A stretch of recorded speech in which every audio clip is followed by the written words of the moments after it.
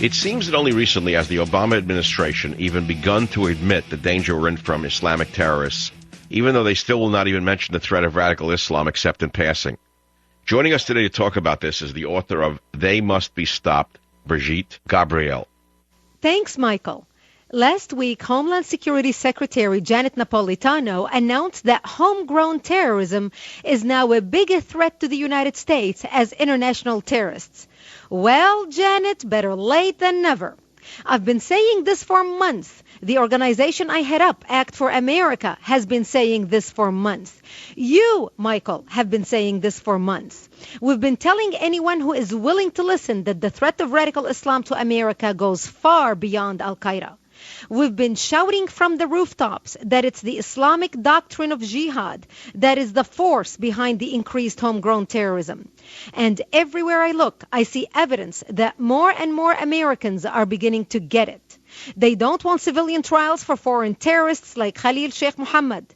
They're sick and tired of the kind of political correctness that gave us the whitewash the Pentagon called a report on the Fort Hood jihadist massacre. They want airline security that won't waste time frisking 80-year-old ladies while terrorists like the underwear bomber get through. More and more, we hear and read news stories about Muslims in America who have become, quote, radicalized. But very few in the media, government, the Defense Department, or our intelligence agencies answer this question. What is radicalizing these Muslims? Shouldn't this be a question our leaders should be answering?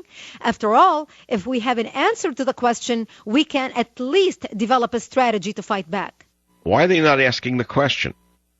The problem is, I'm convinced that many of our leaders don't want the answer because deep down they suspect what it is, but don't want to go there. You see, what is radicalizing these Muslims is the same doctrine that has radicalized Muslims for 14 centuries, that has led to some 270 million people murdered and tens million more enslaved. Michael, as you know, it's jihad, plain and simple. Every homegrown terrorist who has been arrested in the past year has either had materials promoting jihad or has acknowledged answering the call to jihad. Just look at Nidal Hassan's business card. It says SOA, Soldier of Allah. You can't get any more jihadi than that.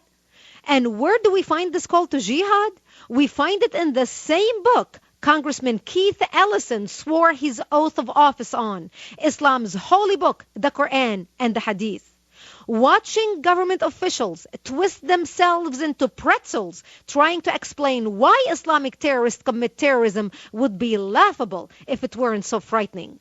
As a sterling example, the Pentagon's so-called report on the Fort Hood massacre only mentioned Islam once in its 86 pages, and that was in a footnote.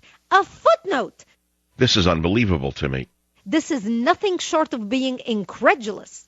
Even more incredulous is Senator Casey's audacity to say that as much as the Fort Hood massacre was a tragedy, it would be an even greater tragedy if the murders hurt the military's commitment to diversity. Folks, I cannot imagine losing a son or a daughter in such a senseless and entirely preventable atrocity for the sake of diversity. How in the world do our leaders expect to subdue and defeat the threat of Islamic terrorism when they are so shackled by political correctness they are afraid to define what is motivating that foe? Ms. Napolitano also told governors at their annual conference that the problem of domestic extremism needs to be drilled down and analyzed. Nonsense! Anyone willing to begin with an open mind, spend a few hours studying Islamic history, pursuing the exhortations to jihad in Islam's holy books, and reading the proclamations and calls to jihad by leading Muslim clerics throughout the world will be able to identify the root of the problem.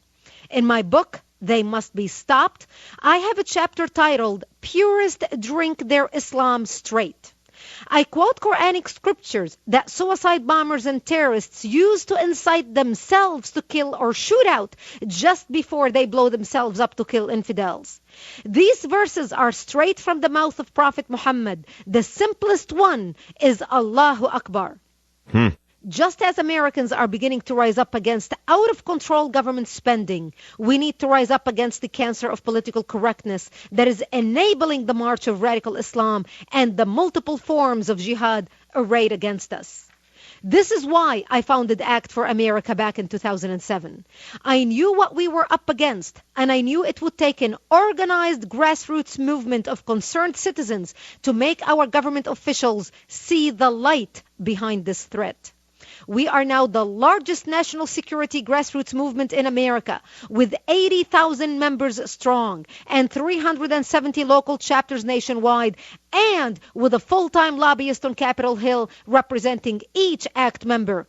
I appeal to each and every one of you listening to me now to join us. If you are frustrated by how our government is handling the rise of terrorism in America, join me and thousands of others and become empowered. Our motto is, if our elected officials are not going to see the light, we are going to make them feel the heat. ACT educates and then activates people just like you. You can make a difference. It's easy. Go to actforamerica.org. Find an ACT chapter near you. Sign up for our free emails and action alerts. We are building the NRA of national security. You are not alone in the fight we all face. We must come together as patriotic Americans and with one voice send a roar to Washington, D.C., our state capitals, even our local government officials, a roar that says no more Fort Hoods, no more giving constitutional rights to foreign terrorists. It's time to throw political correctness in the garbage where it belongs. It's time to recognize the threat and act decisively against it, because our enemies are not going to stop. Michael, we just found out that covert agents employed by Government Accountability Office easily penetrated our borders with fake identification. Their frightening conclusion for all Americans is that foreign terrorists can easily smuggle radioactive materials across our border. Oh, my God. What will it take for others in government who are shackled by political correctness to tear off chains and recognize the truth about the radicalizing power within Islam? How many Fort Hoods have to happen? How many more Penti bombers are out there? What will they say to us if Islamic terrorists detonate a dirty radiological bomb in a major city? Let your voice be heard. Visit actforamerica.org. Sign up for our free emails and action alerts and get plugged into the largest grassroots movement fighting Islamic Jihad in America. Well, thanks for the report, Brigitte. Michael, thank you for being on the front lines and preserving our country. I'll be right back. Savage.